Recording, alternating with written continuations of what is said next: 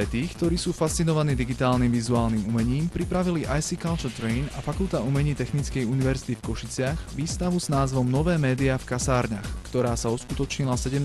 januára 2008 v priestoroch bývalých kasární na Kukučinovej ulici v Košiciach. Študenti 4 ročníkov ateliéru nových médií pod vedením Anny Treter tu verejnosti predstavili svoje semestrálne práce. It's contemporary art because it's Nové media and it's Nové media is also reflecting about new media and everybody live with mobile phone and video cameras and all computers and such things and this is connection with fine art and Nové media with new technique, new possibility and to work on it and develop new ideas with this also formal ideas with this medium. Na našej škole je obrovská sloboda, hej? A to uvoľňuje proste tie tvorčie schopnosti toho jednotlivého študenta.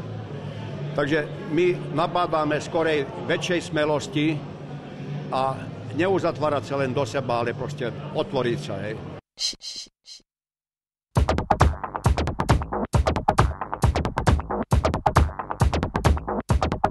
Volám sa Dalo, takže mi to dalo veľa. Najmä filmy ma zaujali. Boli niektoré naozaj na vysokej úrovni. Fotka a grafika, malba. Odkiaľ si, z ktorého mesta? Liptovský Hrádok. A podporíš Košice a jeho kandidatúru? Jednoznačne.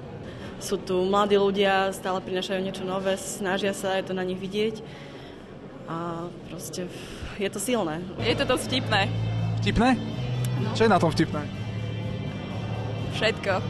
Neviem to celkom popísať, čo to vo mne všetko vyvolalo, ale výstava sa mi páči aj tým, že aj svojou plnosťou, aj diferencovanosťou a tak.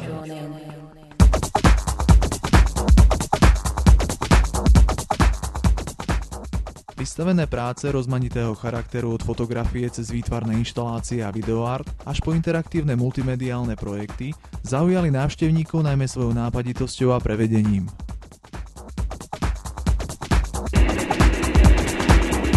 Podľa mňa sú Košice top favorit a bude veľká škoda, ak by sa náhodou stalo, a verím, že sa to nestane, že by to Košice nevyhrali. Tak ja si myslím, že táto výstava to svedčí, že potenciál je, akože ľudia si myslím, že celkom ako aj za kultúrou sú hladní v Košiciach. Košice by podľa mňa mali byť hlavným mestom európskej kultúry v tom roku 2013, to je aj z hľadiska veľkosti, aj potenciálneho počtu obyvateľov, aj turistického ruchu si myslím, že oprávnená ambícia. Som pyšný na našich študentov katedry intermédií, pretože je to pekný štart do budúcnosti Košíc a je to kultúra, ktorá sa dá v týchto priestoroch prevádzať, je na úrovni. Chceme ukázať, že tieto priestory sú ideálne práve na tento typ výstav a že pri minime finančných prostriedkov je tu možné vlastne spraviť to, čo tento typ umenia potrebuje. It's the best thing and when we continue with this activity, it's not only Slovakia best, but international best.